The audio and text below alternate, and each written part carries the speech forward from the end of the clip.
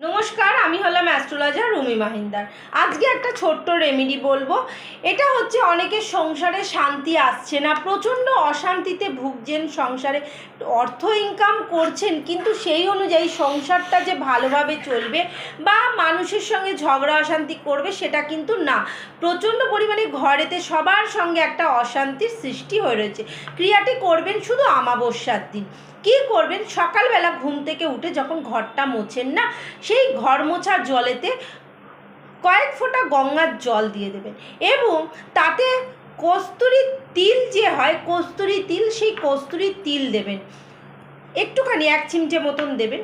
দিয়ে সেই জলটা দিয়ে ঘরটা মুছবেন, প্রত্যেকটা ঘর মুছবেন, একবার করে জলটা চেঞ্জ করে নেবেন এবং জলটা যখন ফেলবেন যেখানে, দেখবেন সেই জলটা যেন জমে না থাকে, জলটা যেন বেরিয়ে যায়, সেরকম জায়গায় কিন্তু ফেলবেন।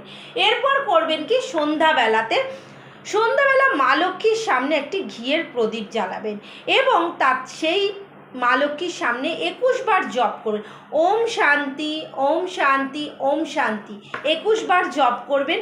এবং সেই দিন রাত্রিবেলা যে কজন বাড়িতে আপনারা থাকেন সেই কজনেরই বালিশের নিচে একটি করে তুলসী পাতা দেবেন, শোবার সময় গোপালের নাম নেবেন, নিয়ে ঘুমিয়ে যাবেন।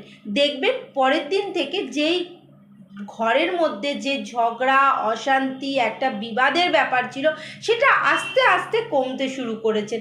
খুব ভালো একটা রেমেডি বললাম, করবেন, করে দেখবেন, ভালো ফল পাবেন।